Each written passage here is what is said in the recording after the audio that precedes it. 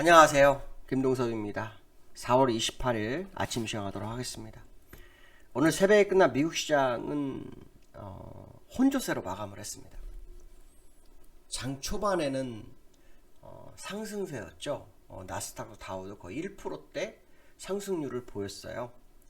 그런데 장 중반부터 하락하면서 막판에 주가를 다 밀어내고 끝나는 상황이 됐는데요.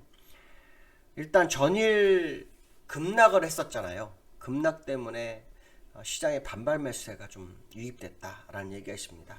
예, 그거로 인해서 하락폭을 좀 되돌리는 모습이었지만 실적 시즌을 맞이해서 실적들이 약간 엇갈리는 모습이 있었다고 합니다. 계속해서 실적은 발표가 되고 있고 다음 달 뭐 거의 말일 정도까지 발표가 되는데요. 그 마이크로소프트사하고 구글의 그 모기업인 알파벳의 실적 발표가 굉장히 중요했던 상황이었는데요. 마이크로소프트 같은 경우에는 1분기 실적이 예상치를 상회했고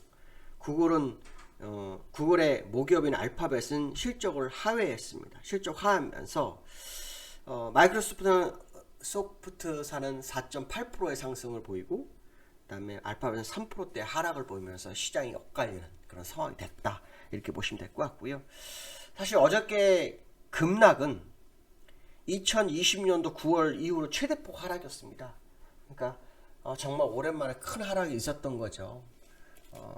근데 중요한 것은 뭐냐면 지금이 바닥이냐, 그러니까 하락의 끝자락이냐 아니냐, 이게 되게 중요한데요. 지금은 그런 자리가 좀 아직 먼 상황이다라는 해석도 좀 됩니다. 왜냐하면 지금 하락은 아시겠지만 인플레이션 우려로 FOMC 회의에서 금리 인상이 다가오고 있는 모습, 그 과정 속에서 경기가 인플레이션이 됐지만 실적이 받쳐주지 못하는 이 상황이죠. 그렇기 때문에 사실은 지금 주가의 모습을 바닥으로 보기엔 좀 그렇습니다. 변동성이 있지만 아직도 여전히 확인이 좀 필요한 시점이 아닐까, 뭐 그런 생각 해봐야 될 것 같고요. 10년물 국채금리가 변동성이 좀 있습니다. 어제는 2.7로 떨어졌었는데 오늘 다시 또 올라서 2.84 정도까지 올라가고 있어요. 10년 국채금리는 흔들릴지언정 방향은 계속 우상향일 확률을 열어두고 보시는 게 맞습니다. 아까 말씀드린 것처럼 금리 인상은 국채금리의 영향이 가장 큽니다. 그러니까 이거는 다가오는 이 금리 인상이 한 번이 아니라 내년 3월까지는 스트레이트로 있단 말이에요.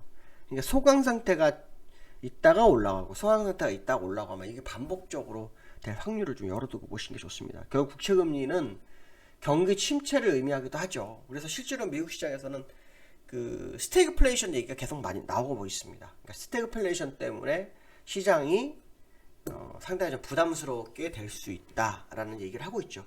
어저께 제가 잠깐 언급했지만 IMF에서는 아시아 시장 스태그플레이션을 벌써 언급하기 시작했죠. 근데 그 아시아 스태그플레이션이 아시아만 있을 수 있을까요? 절대 그렇지 않습니다. 전 세계는 다 같이 움직입니다. 그러니까 미국도 결국은 이 스태그플레이션의 우려에 있다라는 해석을 하시는 게 좋겠다라고 말씀드리고 싶고요. 유가가 소폭 오르면서 또 102불대를 기록하고 있어요. 유가가 100불대를 계속 유지하게 되면 인플레이션은 점점 커질 확률이 높아요. 그러니까 빨리 인플레이션이 잦아들 방법은 원유라도 한 70불대까지 내려와 줘야 돼요. 그렇지 않으면 인플레이션은 잦아들기 힘들 거다, 이런 생각 해봐야 될 것 같고요. FOMC가 이제 다음 주 화수에 있죠. 다음 주 화수에 있는데 이 FOMC를 통해서 뭐 금리 인상 0.5% 오르면은 인플레이션이 잡힐 거라고 생각하시는데 하시는 분들 많을 것 같은데요. 그렇지 않습니다. 바로 안 잡힐 거고요. 시간이 상당히 필요할 겁니다.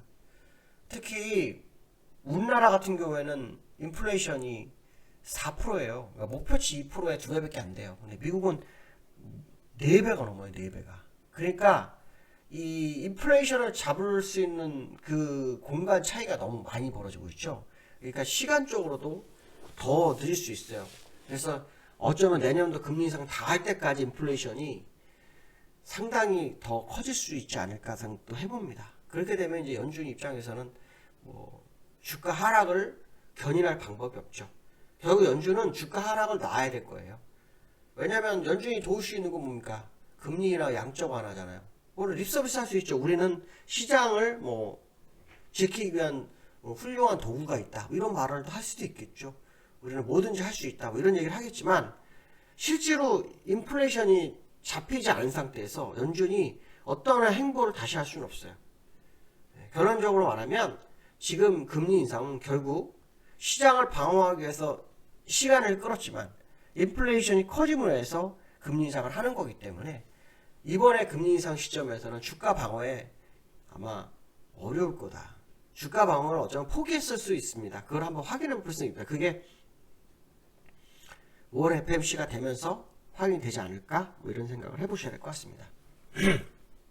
죄송합니다. 오늘 새벽에 끝난 미국시장은 다우는 0.19% 상승, 나스닥은 0.01% 하락이죠. 시간에서는 1.2% 오르네요. 그렇죠? 1.2% 오르네요. 굉장히 많이 오르네요. 그렇죠? 실적이 좀 좋게 나오나 보다라는 생각이 좀 듭니다. 차트를 좀 보시면 다우는 장 초반에 1.37% 올랐었네요. 그렇죠? 네, 30%. 그걸 지금 미니 선물에 다 되돌려놓은 상황이네요. 그 다음에 오늘 장중 저점은 0.39%. 그러니까 그래도 플러스권을 마무리한 거죠. 근데 지금 여기에서는 1.2% 정도 오르고 있죠. 그러니까 어저께 꼭지점까지 다시 올려놓은 상황이다. 이런 해석이 되겠죠. 그 다음에 나스닥을 좀 보시면 장 초반 1.7% 올랐었네요. 그렇죠? 1.7%. 근데 지금은 종가상으로 약보합인데 장 중반에 0.49% 정도까지 하락했던 그런 모습을 보고 있습니다. 그래서 일단 요 추세선을 이탈할 건지 말 건지를 고민하는 상황이죠. 다우도 역시 마찬가지죠. 다우도 역시 여기까지 아직 오지 않았습니다. 그래서 이게 무너질 때가 진짜일 거다. 저는 아마 이건 무너질 거라고 보고 있습니다. 그래서 실적 장사가 시장에 영향을 미친다? 글쎄요. 얼마나 미칠지는 확인해야 됩니다. 지금 이렇게 오르는 거 좋지가 않죠. 왜냐면 본장 가서 차라리 내리고 있다 본장은 올라가는 게 더 효과가지. 지금 시간에서 이렇게 오르는 거는 본장에서 도움이 안 됩니다. 그러니까 지금 사실은 뭐 아시아 시장을 방어를 좀 하면 이게 할 수도 있을 것 같아요. 그런데 이제 오늘은 우리나라가 무슨 날입니까? 윗끌리 만기죠. 윗끌리 만기는 외부 영향이 별로 없을 수도 있죠. 자체적인 흐름대로 갈 수도 있다는 생각 해보실 필요성이 있고요. 여기 환율이 또 장중이 1270원을 터치했어요. 환율이 대단합니다. 그렇죠? 환율이 어저께 1260원인가에 60 얼마에 끝났죠? 65원에 끝났어요. 그렇죠? 근데 또 올라온 거죠. 66원인가 끝났고요. 장전 70원까지 갔어요. 그러니까 지금 환율은 어마무시하게 오르는 거 있는 거예요. 그리고 주가는요. 아직 반영이 안 됐어요. 어저께 빠졌는데요.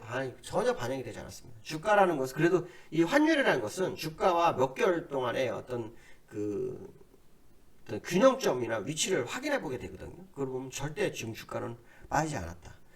환율이 언제 시장에 적용될지는 좀 더 지켜볼 필요성이 있다라는 생각 해봐야 될 것 같고요. 결국 환율은 올라갈 수밖에 없는 구조적 상황이라는 것만큼은 우리가 잊지 말아야 되겠다. 이 말씀 좀 드리고 싶고요. 그 다음에 이제 이런 뉴스가 있더라고요. 잔인한 4월 외국인 6조 매도를 했다. 바닥이 어디냐 뭐 이런 얘기가 있는데 외국인들은요 환율이 올라가면 주식을 팔까요 안 팔까요? 그거 한번 생각해 보시면 맞습니다. 환율이 올라가면 팔아야죠. 손해가 나기 환차익이기 때문에 나가야 되는 거예요. 왜냐하면 1050원대 1060원대 들어오는 입장에서는 지금 나가야죠. 나가야 되는 게 맞죠. 많은 이익이니까. 그렇죠? 그러니까 결론적으로 말하면 지금 환율이 올라가면 올랐을수록 외인 자금이 계속 나갈 수밖에 없는 거예요. 나가려면 주식을 팔겠죠. 우리가 돈을 가지고 있지는 않죠. 매매를 하다가 나가는 거란 말이에요. 그러니까 지금 상황을 보면 외국인들의 매도는 지속적일 수 있지 않느냐라는 생각을 해볼 수밖에 없는 거고 환율은 미국에서 금리 인상이 멈추지 않는 금리 인상이 멈추지 않는 환율은 올라갈 수밖에 없는 구조적 상황이다. 그럼 환율이 올라간다면 결국 외국인은 더 나갈 수밖에 없지 않나 이런 해석도 해봐야 될 것 같습니다. 그 얘기는 뭡니까? 외국인의 매도는 지속되기 때문에 주가의 바닥이 쉽지 않을 수 있다. 이런 해석도 될 수 있겠죠.